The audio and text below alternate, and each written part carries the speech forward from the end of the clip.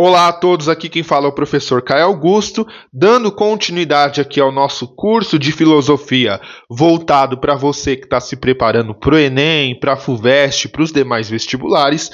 Na aula de hoje a gente vai falar um pouquinho de uma filosofia que é fundamental, que é o epicurismo. Epicurismo, que é uma filosofia que normalmente as questões de vestibular, o Enem, fazem a comparação com o estoicismo, que foi a filosofia que estudamos na aula passada. Então, nessa aula, a gente vai entender o epicurismo e depois a gente pode até fazer uma comparação entre essas duas filosofias. Como sempre, eu vou sair da tela para que você possa tirar o print aqui da nossa lousa, fazer as suas anotações do caderno para a gente começar.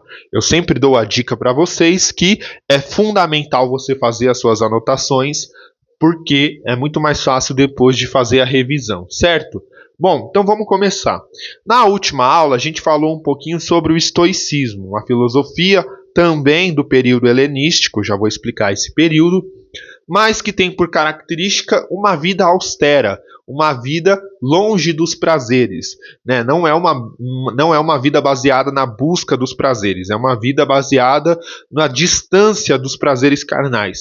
O epicurismo é o contrário, é uma filosofia helenista que tem como base a busca dos prazeres. Então vamos entender primeiro essa primeira definição. Tá? O epicurismo é uma filosofia helenista. O que foi o período helenístico? O período helenístico foi um período ali da história mundial, né, da história da Europa, que se dá ali por volta do século III a.C. até o século I depois de Cristo, na qual nós temos a expansão do mundo grego por conta do Império de Alexandre o Grande. Nós temos que lembrar que Alexandre o Grande conquista todo o mundo conhecido naquele momento, o norte da África, parte da Europa, conquista o Império Persa, o Oriente Médio, o Egito. E o Alexandre o Grande, nos territórios que foram conquistados pelo Império Macedônico, que é um império que surge lá na Macedônia, uma região da Turquia, mas que era uma região de língua grega e de cultura grega, o Alexandre, conforme ele vai se espalhando pelo mundo, ele vai espalhando também a cultura grega.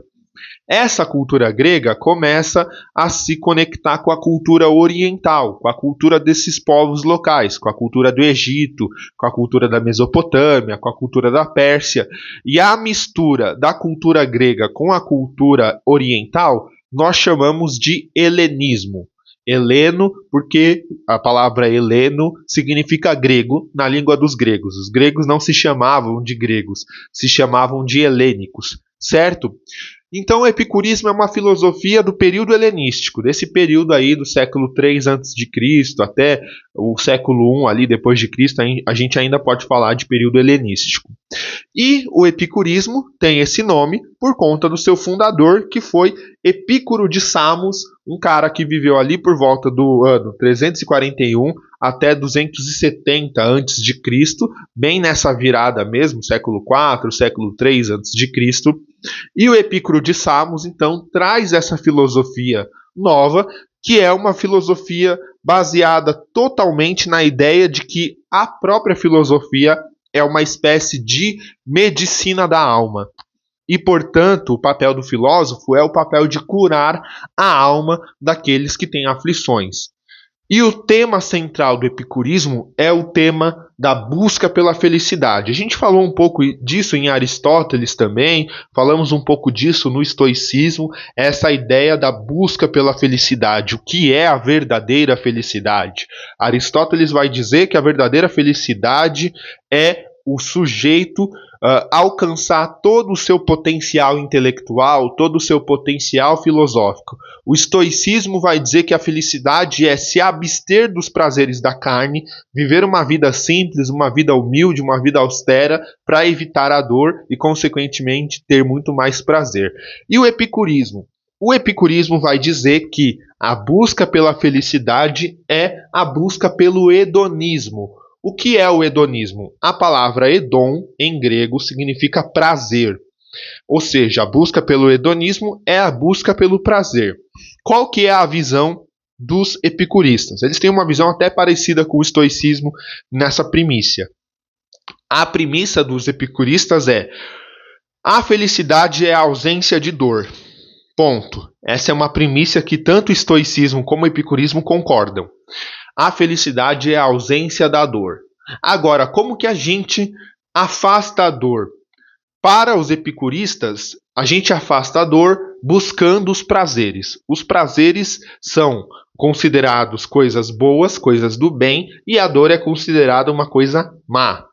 Então, eu consigo alcançar a felicidade na medida em que eu me afasto da dor e busco o prazer. O prazer é uma forma de me afastar da dor, né? Quando você está sentindo prazer, seja comendo, seja praticando alguma atividade física, ou enfim, estando com os amigos, sei lá, qualquer coisa que lhe faça, que lhe dê prazer, naquele momento que você está sentindo prazer, você não está sentindo dor, ou em tese não deveria estar sentindo dor. Então a forma de afastar a dor, que é o mal, é a busca pelo prazer. Isso a gente chama de hedonismo, ou seja, essa busca pelo prazer, que é a forma de alcançar a felicidade. Isso nós damos o termo hedonismo por conta da palavra hedon, que significa prazer em grego. Só que o Epicuro deixa bem claro que esse prazer, essa busca pelo prazer, não é uma busca pelo prazer sem medidas. Não é a busca pelo prazer sem regras, sem limites. Pelo contrário, a busca pelo prazer sem limites é uma busca que pode causar dor também. Por isso o Epicuro vai falar: a verdadeira felicidade é a busca pelo prazer moderado. Hedonismo é o prazer moderado, ou seja, é a busca pelo prazer, mas sem abusar desse prazer para que ele não vire uma dor. Eu vou dar aqui alguns exemplos de quando o prazer pode se tornar uma dor. Vamos pensar aqui no exemplo da comida. Comer coisas gostosas é um prazer. Eu adoro comer bolo de chocolate, por exemplo, é um dos meus bolos favoritos. Agora, se eu comer 1 quilo de bolo de chocolate, aquilo que é um prazer vai virar uma dor, porque eu vou ter uma terrível dor de estômago, posso passar mal, posso vomitar, vai me dar piriri, enfim, pode até me atacar a diabetes e eu passo mal, eu posso até, em última instância, morrer, porque eu comi 1 quilo de bolo de chocolate. Então, se eu não tiver uma moderação, se eu não tiver um limite para o meu prazer, esse prazer pode acabar se tornando uma dor. A mesma coisa é beber vinho. Beber vinho é uma coisa prazerosa. O álcool é algo que traz algum nível de prazer. Isso, né? Se o álcool não trouxesse prazer, o mundo inteiro não consumiria o álcool. Mas o álcool é uma das drogas mais consumidas do mundo porque ele traz alguma sensação de prazer. Agora, se eu encho a cara, pego o carro, bato o carro e me acidento, aquele prazer se transformou numa dor. Ou se eu fico bêbado e saio batendo nas pessoas, humilhando a minha família e tudo mais, aquele prazer, que é beber, por não ter tido uma moderação, por não ter tido um limite, ele se tornou uma dor. Então, a felicidade para o epicurismo é a busca pelo hedonismo. E o que é o hedonismo? É a busca por um prazer moderado. Ok? Então, entendido isso, vamos entender agora os tipos de desejos. O Epicuro ele vai fazer uma lista, ele vai classificar os tipos de desejos humanos.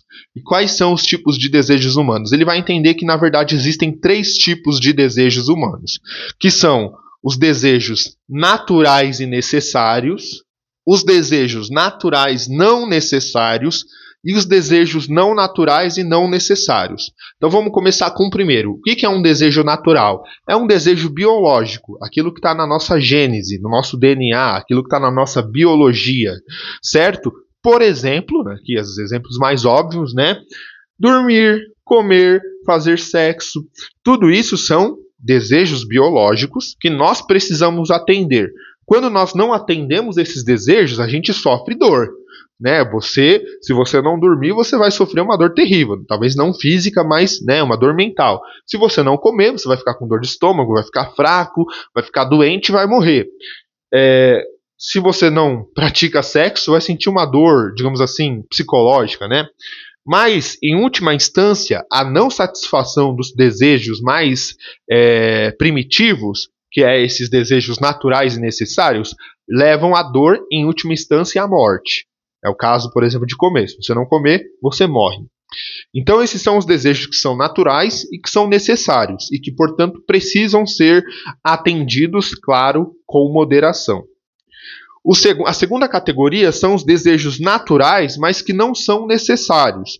Por exemplo, beber é um desejo natural. Eu sinto sede, eu sinto vontade de beber, por exemplo, álcool, né? Mas eu me empanturrar de álcool não é necessário.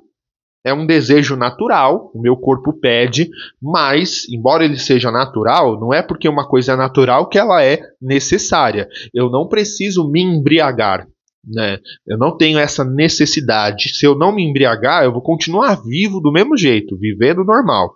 Então é um desejo natural, não necessário.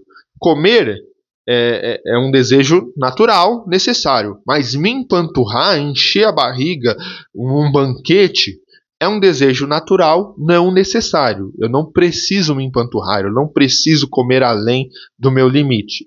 Fumar é um desejo natural, às vezes o corpo pede, para quem já fumou ou é um fumante aí constante, sabe que às vezes o corpo sente a necessidade física mesmo, biológica, de fumar. Mas, embora seja um desejo natural, ele é um desejo não necessário. Eu não preciso fumar para viver, certo? Eu posso viver sem fumar, eu posso viver sem beber álcool, eu posso viver sem comer em banquetes e me empanturrar. Então, o Epicuro vai dizer que existem esses desejos que são naturais, mas não são necessários. E, por fim, existe a última categoria de desejos, que são os desejos não naturais e não necessários, ou seja, aqueles desejos que não são biológicos, que não são do nosso corpo e que ao mesmo tempo também não são necessários e que a gente pode viver sem. E dá para alcançar a felicidade sem os desejos não naturais e não necessários. Por exemplo, riqueza, fama. Eu não preciso de fama para alcançar a felicidade. Eu não preciso de riqueza para alcançar a felicidade. Eu não preciso ter poder para alcançar a felicidade. Então esses desejos, eles não são naturais, eles são sociais, são construídos socialmente, né? Eu só tenho o desejo de ter poder por conta da sociedade que eu vivo, que me traz esse desejo de ter poder, de ser poderoso, certo? Então é um desejo não natural, construído normalmente socialmente, e é um desejo não necessário. Eu posso viver sem ter poder, né? Por exemplo, vou dar um exemplo bem bobo. Eu nunca fui presidente da República. Eu não tenho o desejo de ser presidente da República, mas vamos supor que eu tivesse o desejo de me tornar presidente da República do Brasil. Esse desejo é um desejo não natural, não está relacionado à minha biologia e ele é não necessário. Se eu não me tornar presidente da República, eu posso viver a minha vida normalmente. Tanto que eu vivi 29 anos da minha vida sem ser presidente da República. Então é um desejo não natural, porque ele é construído socialmente e não necessário, porque eu posso viver sem ele normalmente. E aí o Epicuro conclui, para finalizarmos aqui a nossa aula, o que é a verdadeira felicidade? Como que a gente atinge a verdadeira felicidade?